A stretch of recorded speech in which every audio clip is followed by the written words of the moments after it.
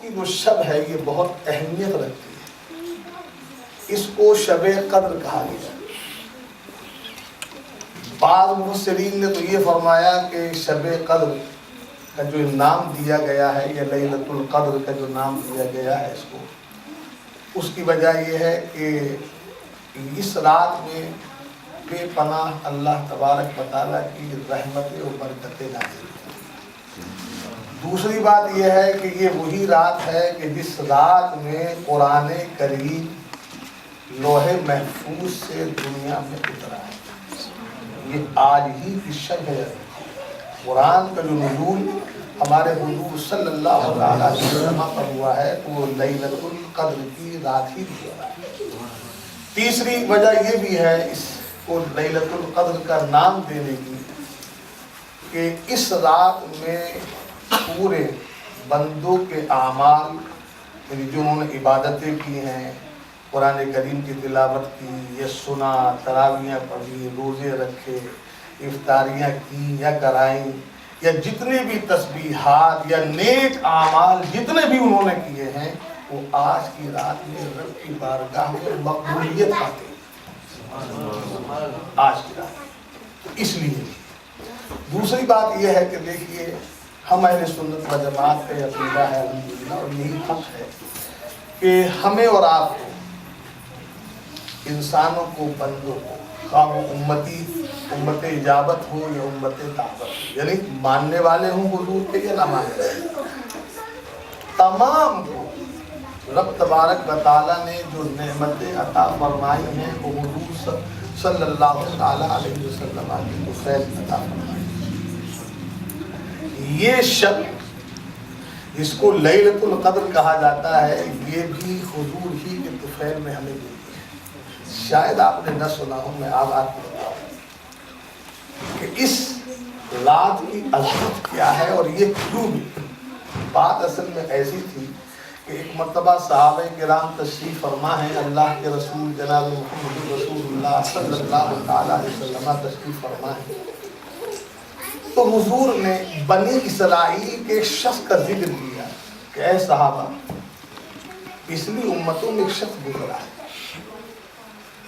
اس کا عالم یہ تھا کہ وہ رات بھر عبادت کرتا تھا اور دن میں جہاد کرتا تھا۔ رات بھر عبادت اور دن میں جہاد۔ اس نے یہ عمل 1000 مہینے کیا، یعنی 1000 ماہ تک رات میں قیام عبادت، صبح میں جہاد، رات میں قیام، صبح میں جہاد، رات میں قیام، صبح میں جہاد، 1000 مہینے تک۔ تو جب حضور نے یہ ارشاد فرمایا تو صحابہ نے عرض کیا یا رسول اللہ، پھر تو عمل کے معاملے میں آپ کی امت اس امت سے پیچھے رہے۔ کیوں؟ کہا اس لیے یا رسول اللہ، ایک تو ہماری عمریں اتنی نہیں، جتنی بنی اسرائیل کی عمریں تھی، تو ان کو اتنی عمریں ملی کہ انہوں نے 1000 مہینے تک یہ عمل کیا۔ ہماری عمر تو اتنی ہے بھی، تو ظاہر ہے کہ جب ہماری عمریں اتنی نہیں ہیں تو پھر ہمیں وہ ثواب نہیں مل سکتا۔ تو اس معاملے میں امت محمدیہ بظاہر ان امتوں سے پیچھے عمل کیا۔ جب انہوں نے یہ بات کہی، ابھی بات ہو ہی رہی تھی کہ حضرت جبریل یہ آیت کریمہ لے کر کے آئے، اِنَّا أَنزَلْنَاهُ فِي لَيْلَةِ الْقَدْرِ وَمَا أَدْرَاكَ مَا لَيْلَةُ الْقَدْرِ، بے شک ہم نے لیلۃ القدر میں قرآن کریم کو نازل کیا، اور تم کیا جانو کہ یہ لیلۃ القدر یہ رات ہے کیا، تم اس رات کی عظمتوں اور برکتوں کا ادراک تم نہیں کر سکتے۔ لیلۃ القدر خیر من الف شہر، یہ رات 1000 مہینوں سے افضل ہے۔ سبحان اللہ، 1000 مہینوں سے افضل ہے۔ کیا مطلب؟ اے محبوب، آپ کو غمگین نہیں ہونا چاہیے، کیونکہ میں نے تو آپ کو جب سارے رسولوں سے افضل و اعلیٰ بنایا ہے اور آپ کی امت کو دیگر امتوں سے سب سے افضل قرار دیا ہے، تو یہ کیسے ہو سکتا ہے کہ آپ کی امت اس عمل میں پیچھے رہ جائے؟ تو سنیے محبوب، اپنے ان چاہنے والوں سے کہہ دیجئے گھبرانے کی کوئی ضرورت نہیں ہے۔ ارے انہوں نے تو 1000 مہینے تک برابر رات کو اللہ کی عبادت کرتے رہے وہ، اور وہ دن میں جہاد کرتے رہے۔ پیارے، میں نے رمضان کے آخری عشرے کے اندر یہ لیلۃ القدر آپ کو دے دی۔ اب ان چاہنے والوں سے کہہ دیجئے اگر تم نے اس رات پوری رات اللہ کی عبادت کی تو میں تمہیں وہی ثواب دوں گا 1000 مہینے کا۔ سبحان اللہ۔ انہوں نے تو 1000 ماہ تک یہ عبادت کی، تب وہ ثواب پائیں گے نا، تمہیں صرف ایک رات دے دوں گا۔ سبحان اللہ۔ اس لیے میرے دوست، یہ رات بڑی اہمیت والی ہے، بڑی عظمتوں والی ہے، بڑی برکتوں والی ہے۔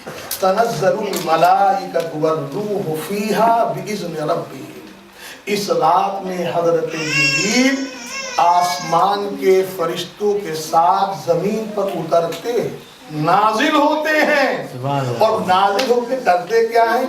تو فرمایا گیا کہ حضرت جبریل اور ان فرشتوں کا کام یہ ہے، یہ ہر اس شخص سے مصافحہ معانقہ کرتے ہیں جو اس رات میں اللہ کا ذکر کر رہا ہو، وہ اس رات میں عبادت کر رہا ہے۔ حضرت جبریل ہر اس بندے کے پاس پہنچ کر کے اور اس سے مصافحہ معانقہ کرتے ہیں، اور یہ سلسلہ فرشتوں کے اترنے کا فجر تک، طلوع ہیا حتی مطلع الفجر، طلوع فجر تک جاری رہتا ہے۔ ٹھیک؟ سبحان اللہ۔ بعض وہ آنکھیں کہ جو اس لیلۃ القدر کی رات میں جو بھی عجائبات ہوتے ہیں، جس کو عام انسانی نگاہیں نہیں دیکھ سکتی، مگر اللہ والے جن کے پاس وہ نگاہ ہے، انہوں نے مکاشفہ کر کے، کشف کے ذریعے دیکھ کر کے بتایا، اس رات میں جس رات شب قدر ہوتی ہے، تمام سمندروں کے کھاری پانی میٹھے ہو جاتے ہیں، اور تمام روئے زمین کے درخت خدا کی لیے سجدے میں سجدہ ریز ہو جاتے ہیں، اور یہ حضرات پرانے بہشتی کو دیکھتے ہیں، جنت کا نظارہ کرتے ہیں اس رات کے اندر، مگر وہی ہے جن کے پاس وہ آنکھیں، مگر وہ آنکھیں انہیں کو ملتی ہیں کہ جو اس رات کی عظمت کا لحاظ کرتے ہوئے اس رات کو سوتے نہیں ہیں، بلکہ اپنے گناہوں کی معافی چاہتے ہیں اور رب کا ذکر کرتے ہیں۔ اور دوسری بات یہ بھی ہے کہ یاد رکھیے گا، حضور نے فرمایا اس رات میں جس شخص نے رات گزار کر کے اللہ کی عبادت میں گزاری رات، اس کے پورے سال کے گناہ رب تبارک و تعالیٰ معاف فرماتا ہے۔ دیکھیے اتنا آپ کے لیے سارا سامان کر دیا گیا، اب یہ ہماری بدنصیبی ہوگی کہ ہم اس رات کی قدر نہ کریں اور ہم سوتے رہیں۔ باللہ اس رات کو چاہیے، ارے سونے کے لیے تو پورے 11 مہینے رکھا ہوا ہے، سوتے ہی ہیں، کون سے جاگتے ہیں رات کو؟ ایک رات، اور وہ بھی اپنی غرض کہ رب ہماری مغفرت کر دے، ہمیں معاف فرما دے، ہمارے گناہوں کو معاف فرما دے، تاکہ ہماری دنیا بھی سدھر جائے، قبر کی منزل بھی آسان ہو جائے، آخرت بھی سدھر جائے۔ ٹھیک، اب ایک مسئلہ اور رہ جاتا ہے، وہ کیا کہ چونکہ حدیث پاک کے اندر یہ آیا ہے کہ یہ شب قدر کو جو ہے وہ 11 رمضان سے اور چاند رات تک، یعنی آخری عشرہ میں تلاش کرو، اور کن راتوں میں؟ جو طاق راتیں، طاق کا مطلب یعنی جو ہاں جیسے 21، 25، 27، 29، یہی تو آخری عشرے کی راتیں ہوں، تو ان راتوں میں تلاش کرو۔ چنانچہ ہو سکتا بہت سے ہمارے بھائی یہ سوچیں کہ جب 21 کو بھی شب قدر ہے اور 25 کو بھی ہے اور 27 کو بھی ہے اور کیا نام ہے 29 کو بھی ہے، تو پھر آپ حضرات نے 27 کو خاص کیوں کر دیا؟ تو دیکھیے یہ تو حضور صلی اللہ تعالی علیہ وسلم نے اس کی اہمیت کو بتانے کے لیے یعنی کھولا نہیں، مقرر نہیں کیا کہ شب قدر 21ویں میں ہے یا 25 یا 29، یہ اس لیے کہ تاکہ بندے ان راتوں کو جاگیں، اور جب جاگیں گے تو ان کو یہ رات مل جائے گی۔ مگر اکثر و بیشتر علماء کرام کا اس پر اتفاق ہے کہ شب قدر جو ہے وہ 27 رمضان ہی کو ہوتی ہے۔ چنانچہ ان علماء کی تائید کے اندر سیدنا امام اعظم ابو حنیفہ رحمۃ اللہ تعالی علیہ کا بھی مسلک یہی ہے کہ آپ بھی یہی فرماتے ہیں کہ شب قدر 27ویں رات یعنی 26 رمضان اور 27ویں شب کو شب قدر ہے۔ اسی لیے ہم احناف، کیونکہ ہم امام اعظم کے ماننے والے ہیں، اور اکثر و بیشتر دنیا کے اندر لوگ جو ہے وہ حنفی ہیں، اور اسی لیے حنفی حضرات 27 ہی کو شب قدر مناتے ہیں۔ تو یہ ایسا نہیں ہے کہ کسی نے ویسے کر لیا، اور ظاہر ہے یہ وہ حضرات نہیں ہیں ہم جیسے، یہ وہ حضرات ہیں کہ جن کی نگاہوں نے منظر کو دیکھا ہے، تو منظر کو دیکھ کر کے ہماری اور آپ کی آسانی کے لیے انہوں نے بتا دیا، تاکہ کم سے کم اگر آپ 21 کو نہ جاگ سکے، 25 کو نہ جاگ سکے، 29 کو نہ جاگ سکے، تو کم از کم 27 کو نہ جاگیں۔ تو یہ ان کا ہمارے اوپر بہت بڑا کرم ہے، ان کا احسان ہے کہ انہوں نے ہماری آسانی کے لیے کر دیا۔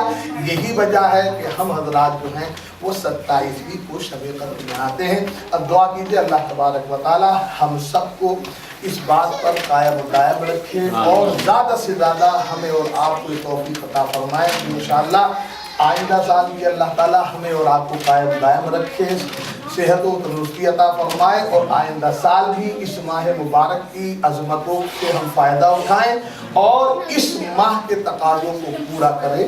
اللہ تبارک و تعالیٰ اپنے حبیب کے طفیل ہمیں اور آپ کو توفیق عطا فرمائے۔ تیسری بات یہ ہے کہ اب میں آصف بھائی کو پیش کروں گا، یہ کچھ کہیں گے، ان کی کچھ بات سنیے آپ، اس کے بعد صلاۃ و سلام ہوگا، پھر دعا، پھر گھر جائیں گے۔